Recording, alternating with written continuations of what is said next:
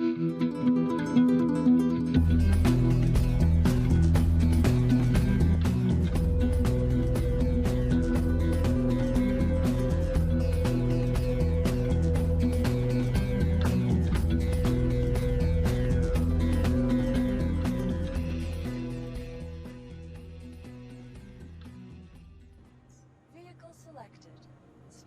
are now going to look at the Avenger Titan. Now, the Avenger Titan is a ship that I have used quite a bit in the past. I've actually talked about it in the past and given it a run through. So during this free fly event, during the time when they were having some votes for what ships were going to potentially win Best in Show in the upcoming Expo, I didn't spend a lot of time testing out the Titan, so this is going to be a little bit less in depth. The reason why is I really knew what it was about. It is this ship we're looking at here. A nice size ship, a lot bigger than it looks when you really start to look at it. Kind of a cool ship here. Looks to me a little bit like the space shuttle, known as the Penguin by some people, because of the black and white coloring and the bird-like shape.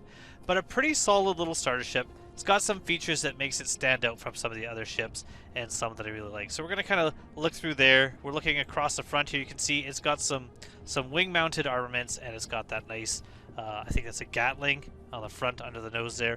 Of course, all these hard points, you can switch out the weapons. I do kind of like the styling because it pays homage to something like the shuttle. But honestly, it's not a ship visually that I really enjoy. Taking a look at the guns here while we kind of go around.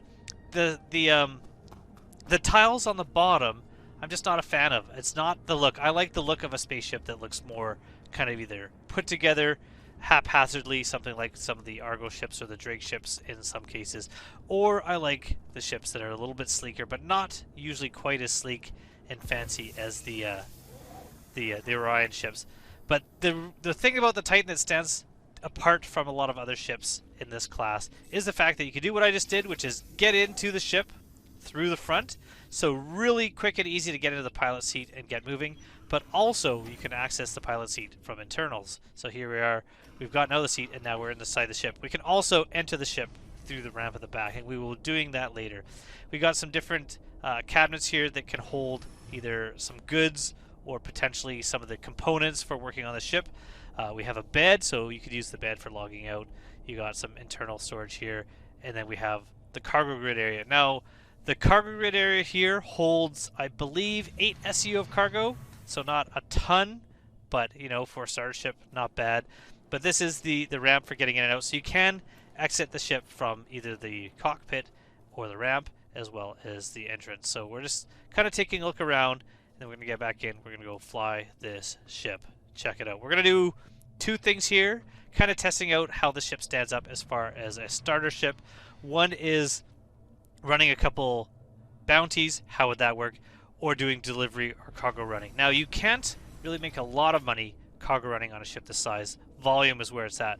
But box deliveries, this ship is really great for it because of how quickly you can get in and out of the ship. So for the size of the ship, it's got a kind of a nice interior. The only really drawback I find when you're doing cargo running, and we will see this later, is when you buy your cargo, when you fill this up with 8 SU of cargo, you can no longer enter and exit through the ramp. That space is entirely filled up and becomes unusable.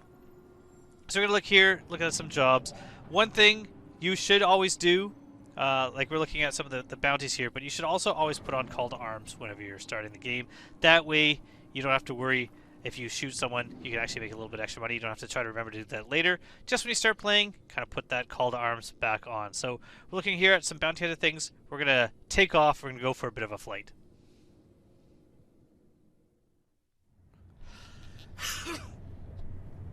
Taking off, heading into space here. We are at a space station, so it's very quick for us. We don't have to worry about leaving the atmosphere and flying off. We've accepted two things, the call to arms and a VLRT bounty, which is the very low risk targets, the easiest ones, but if you're just starting out, that might be what you're going for.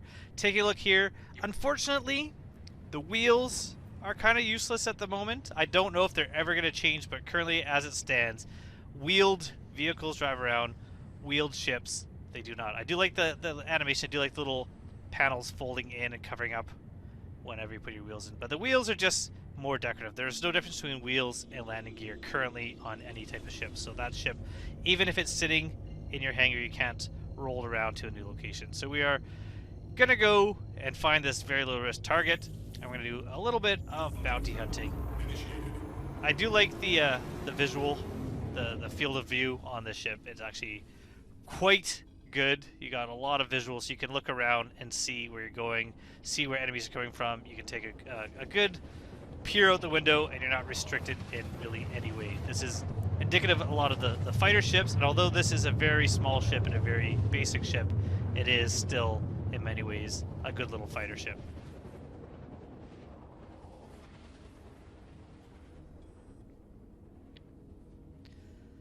So it looks like this bounty is in atmosphere, so we're going to be able to test the flight characteristics of the Avenger Titan while we are fighting this bounty.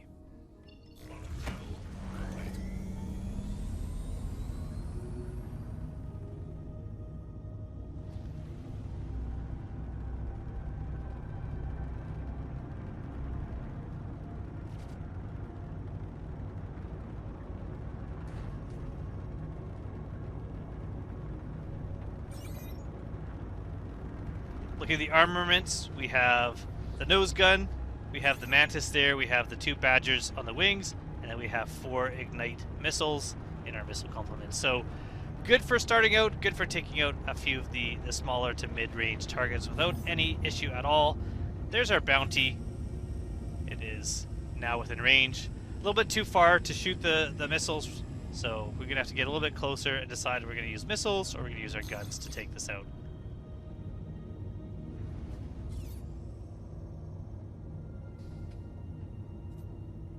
There we go. A hit with a missile as we come in. That was a shot with one of our missiles. We have our Mantis and Badger guns as well. The Mantis is the Gatling on the front. The Badgers are the repeaters on the wings. Getting nice and close now. We're just going to fly in and take some shots at this target and see how easy it is. We've got our countermeasures. We can fire those flares as missiles fly by us.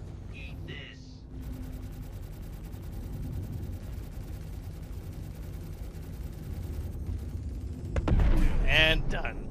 Not bad at all. So, I mean, definitely you can move up from the very low risk to the low risk and medium risk with this ship and be able to earn your money without much problem with the ship. So it is a pretty good ship as far as doing bounties and flying around and earning that way. The next thing we're going to check out is doing some other money making using either cargo hauling. So we could look at getting box delivery missions. Those would be very easy to do in a ship like this. Or we can look at cargo hauling as well. So opening up our Mobi-Glass here, we're just going to find a location to go to. Still looking around for it. There we go, Stanhope. Now Stanhope is where I believe we took the raft and did a little bit of trading in aluminum, so perhaps that's why I decided to go there again. Is just comparing the same commodity each time with different size ships and trying them out. So we've now locked onto there. We're still high enough in ammo that we can easily fly over Stanhope, and we're going to go check out the ship a little more when we arrive. So as we come out of our jump there, you can see that quite quickly we could get in control of the ship and roll the ship. The responsiveness of this ship is pretty quick. The roll, the pitch, the acceleration, deceleration are all fairly decent for a ship of this class. So very happy with it and how it flies both in space and in ammo. So we're heading down now to Stanhope, and once we get there, we're going to do a little bit of trading, a little bit of cargo running, and see what kind of earnings a ship like this could do. So again, this is a fairly simple, quick look at this ship and what I think about this ship.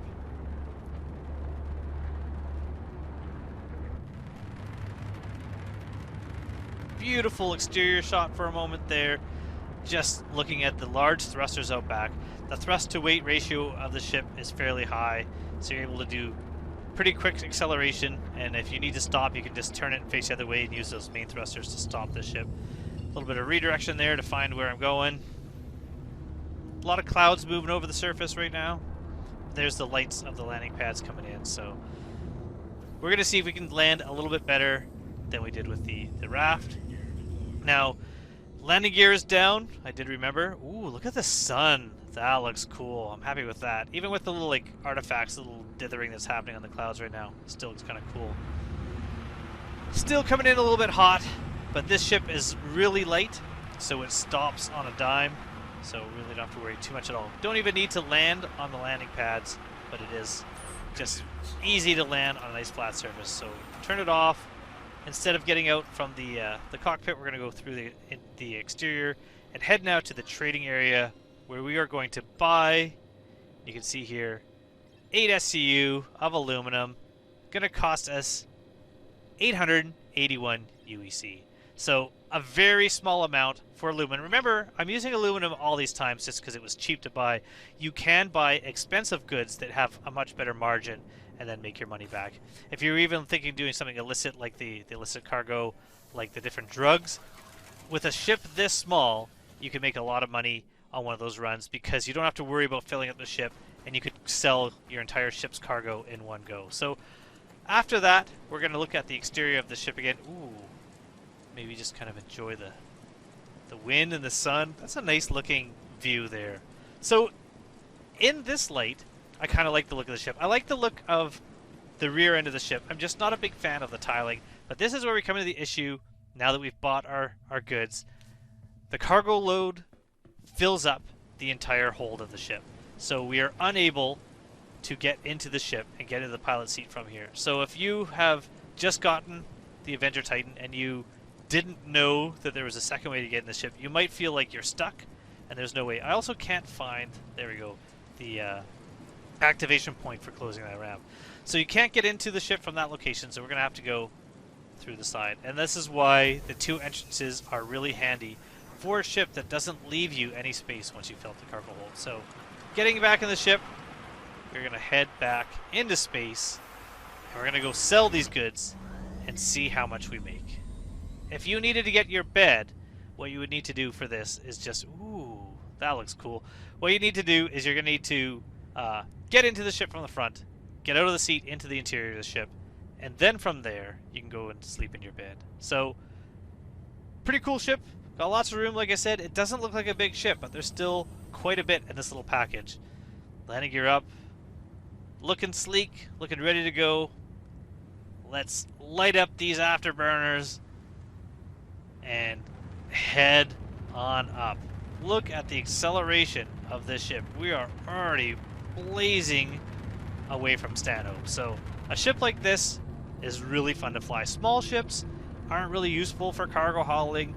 They're not really the best for all combat, but they are fun to fly, especially flying this low down to the ground, swooping around between various canyons. This is a fun ship. And the good thing about a ship like this is if you crash and it blows up, the claim time on these smaller ships is incredibly short. So you are able to get back out in the verse, get back flying really soon if you have some sort of accident. So if we are already in space, we're already able to jump with our jump drive.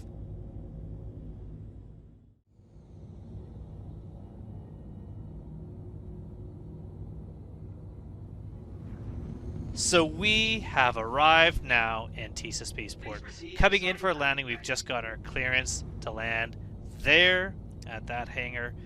A ship like this, a nice small ship, always super easy to land. Once we land, we're going to go store our ship and get on the trams, and we're going to head back to the Central Business District and see how much money we made and how much money we can make selling aluminum, a really cheap product in a ship this size. I'm going to tell you right now, it's not going to be a lot, but compared to the other ships, you can just kind of see the profit and kind of extrapolate what kind of profits you can make from various different ships. I'll also get into, do I think that this should have been one of the ships in the Best in Show? And again, this is just my opinion on these ships. And as far as this ship goes, at least as far as fit and finish, the fact that it does what it's supposed to, and I've had really very few issues at all with this ship. In that regards, I like it and I think it's pretty good. Now here is where we come into an issue. I've gotten off the ship, and look at, I can't leave because those boxes. So then you got to go back into the ship. Now there is a keybind. don't remember if it's just tapping Y or what in order to get out of the seat. But if you can't figure that out, I off the top of my head, I can't remember the keybind.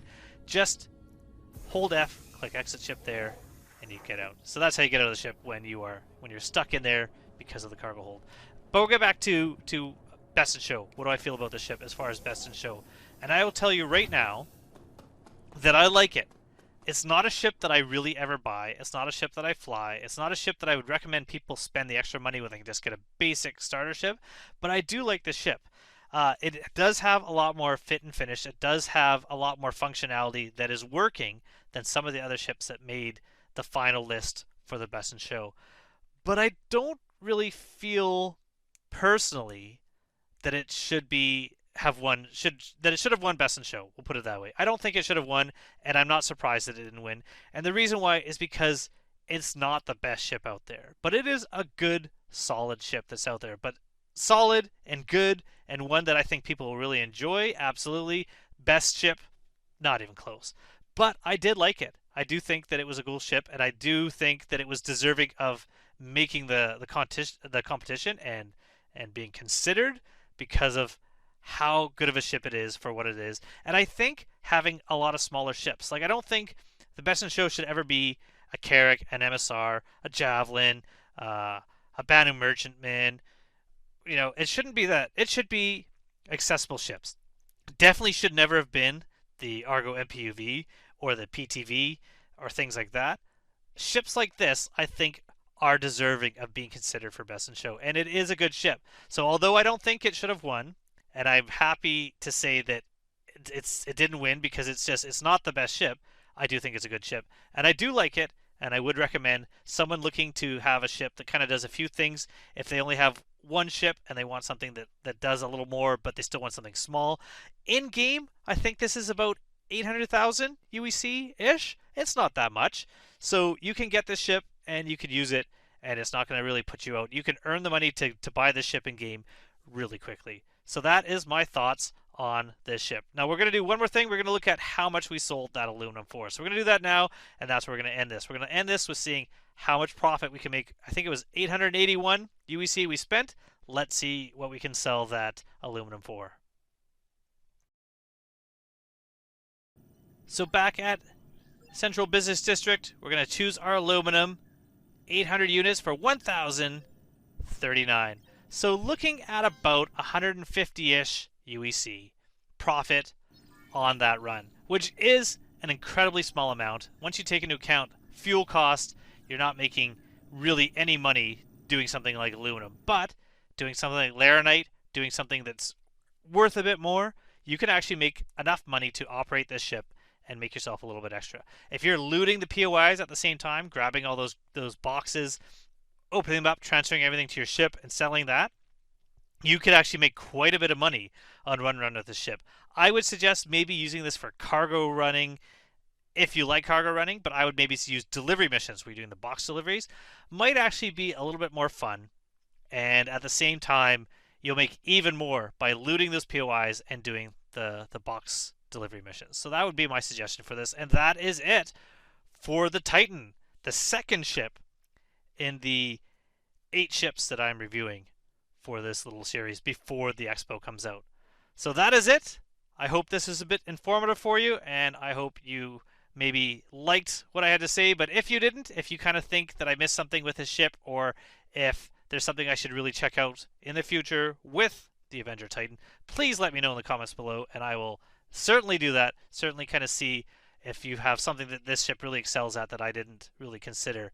I will definitely love to check that out in the future. And that is it. Thanks again for your support, and thank you for watching. Please like and subscribe, and have an awesome upcoming Expo. Goodbye.